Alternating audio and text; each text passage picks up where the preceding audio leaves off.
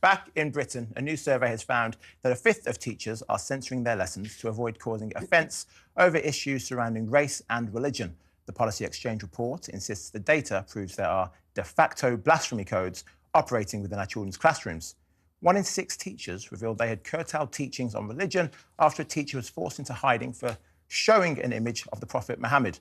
Protests erupted outside Yorkshire's Batley Grammar School in 2021 following a religious affairs discussion of the cartoon from French satirical magazine Charlie Hebdo.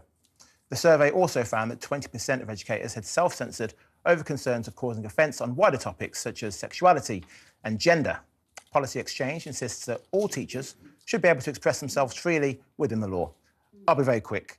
If you don't know you can't show the image of Prophet Muhammad, then I think that's your own personal ignorance. No teacher should be in a school teaching kids if you don't know that's something as basic as that. The wider issue of sexuality and things like that being taught in schools, I think teachers are now scared because Billy comes in and says, actually, I identify as a cat.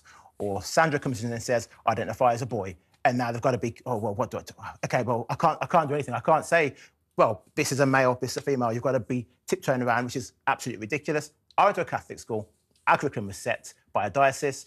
If your parents didn't like what you're being taught, simple thing was, go to another school. Our teachers need to have the power given back to them to be teaching kids without any of this political But we shouldn't have a situation, and I can't believe, and I've talked a lot about the Batley school teacher because I feel really strongly about this very specifically. This is a man that's now in hiding for the rest of his life. He's had to change his name, his identity, that of his family, because some half-wits decided that their idea of religion and some, you know, a prophet, which I don't dispute they believe in and all the rest of it, but, you know, this is an opinion about religion. It's not everybody's religion.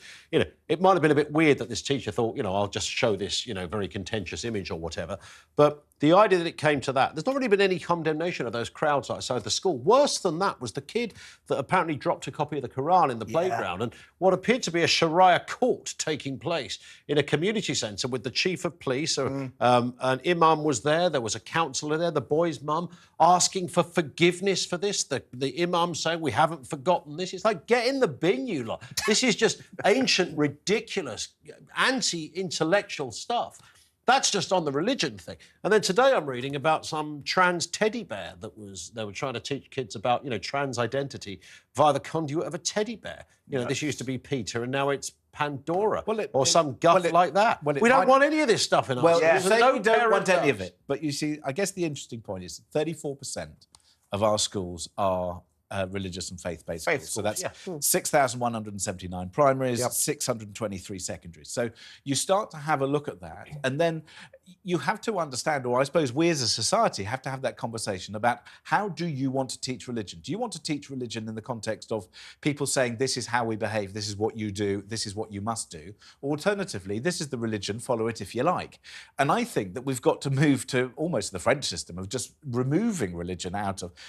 not removing it in terms of educating people... We are a religious country, James. This is a Church of England. Well, we're not. Yeah, we are. It's a Church of England. And the majority of those faith schools in this country are Church of England. After that, 23% of them are Catholic. Jewish and Islamic make up less than 2%. Yeah. If you go to a Jewish school, if I went to a Jewish school, I would be following whatever the teachings are of the Jewish religion. Same for the Islamic schools. But I struggle, as a Jewish person, I struggle with the fact that that people are sent to Jewish schools because I think it sends you down a very narrow path. Now, I understand why people do it for the quality of education, various other things. But I think we have to have that conversation in this country as to what faith plays, role. The one thing I would say about this story, which I found extraordinary, because it says a fifth of teachers are censoring their lessons, that means that 80% of teachers are not. and therefore, I mean, that's the bit that I found staggering about this story. 80% of teachers say, no, I'm not censoring any of my lessons. I'm fine. Wouldn't it be interesting to see where they are, though? Yeah. I do wonder if the further away that you get from, I don't know, cities and conurbations. I'm just saying, just wondering if there is a difference. But like that school Collins referenced, Batley, whatever, it's not a faith school. These issues are not happening in faith schools. They're happening in non-faith they're in communities. Schools. Yeah. Yep.